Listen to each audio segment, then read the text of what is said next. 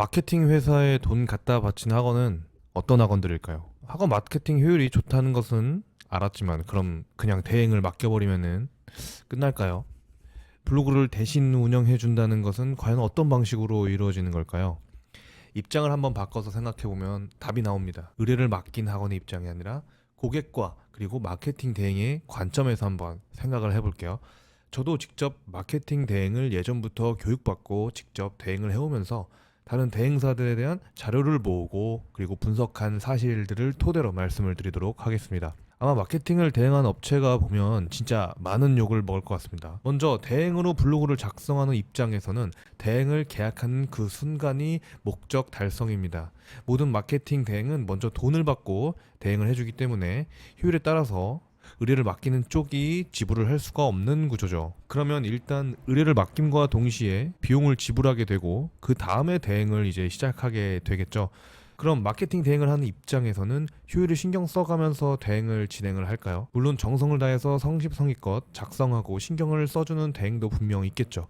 하지만 대행 입장에서는 하나의 업체만 의뢰를 받은 것이 아니기 때문에 그 여러 다른 업체의 마케팅도 담당해야 하는 상황일 겁니다.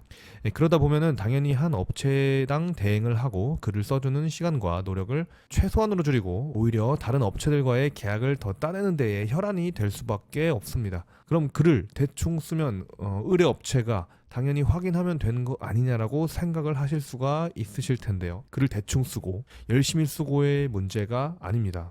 자, 학원은 신뢰도가 바탕인 사업이죠. 여러분도 아시다시피 글을 아무리 길게 쓰고 누가 보기에도 잘 썼다고 생각하겠지만 사실 그 글을 읽는 사람 입장에서 내용에 대해 이해가 어렵고 딱히 설득력이 없다면 효율은 애초에 생기지가 않는 겁니다.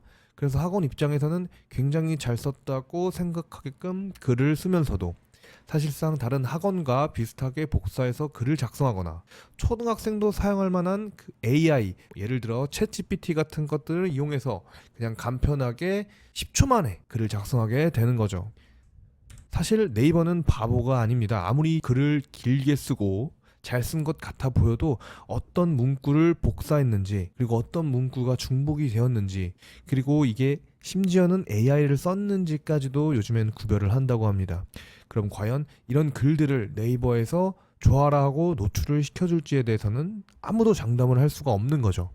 사실 정말 문제인 것은 딱히 학원에서는 큰 문제라고 느끼지를 못하는 겁니다. 이미 학원을 좀먹고 있는 행위인지도 모르게 말이죠. 학원은 지역 기반 사업입니다. 온라인 사업이 아니죠. 그럼 타겟에 대한 제한이 있다는 말과 같습니다. 이는 정말 놓쳐서는 안 되는 학원의 가장 중요한 특징입니다. 즉, 블로그를 들어와서 글을 읽는 사람들은 모두 어느 정도가 정해져 있다는 말과 같습니다. 그래서 이 한번 브랜딩 블로그로 망해버리면 이미지를 부정적으로 쌓아버리면 더 이상은 사실 복구가 어렵습니다. 학원의 이름을 바꾸거나 종목을 바꾸지 않는 이상 말이죠.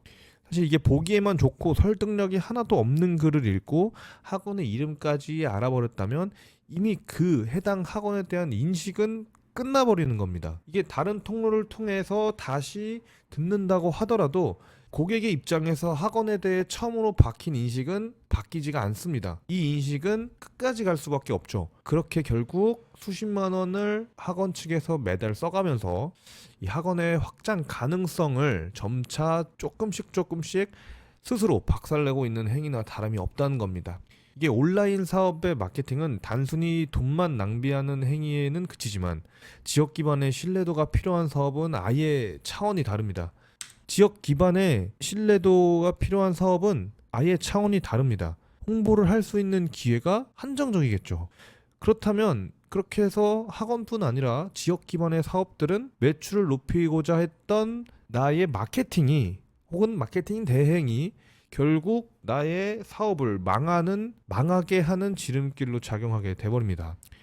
자, 그러면 이 몇 개월 동안 의뢰하고 나서 효율도 너무도 나지도 않아서 상담을 받으면 하는 말들이 정해져 있습니다. 이 마케팅은 지속성이 생명이다. 즉 단발성이 아니라 브랜딩으로 나아가기 위해서는 계속해서 글을 써야 하고 글을 쓰면 쓸수록 상위 노출이 잘 되고 사람들의 신뢰를 더 얻을 수 있다. 이런 말을 하죠. 사실 이 사람들의 말은 틀린 말은 아닙니다. 브랜딩의 방향성만 맞으면 시간이 지날수록 효율이 우상향 그래프를 만들 수밖에 없기 때문이죠.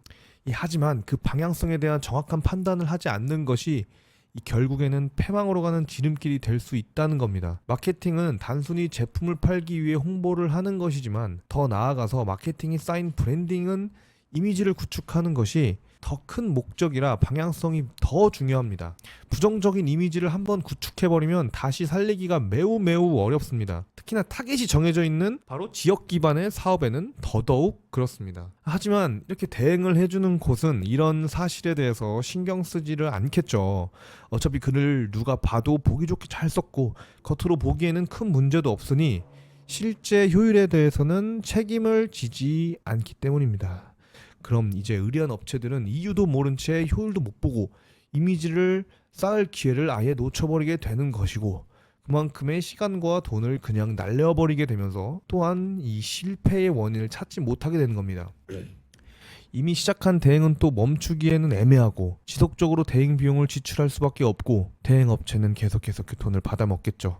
아마 90% 이상의 학원들이 지금 이런 상황일 겁니다. 마케팅을 하고 있다는 가정하에.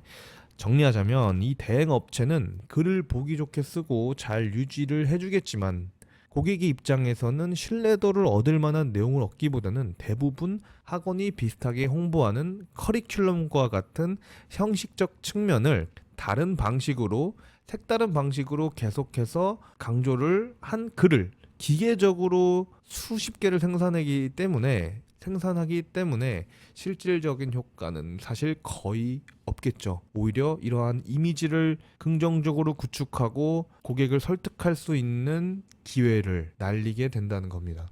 물론 실질적 효율을 내기보다는 블로그에 글을 채우고 짜임새 있는 느낌을 주기 위해서 대행을 이용하는 목적이라면 전혀 상관이 없을 겁니다.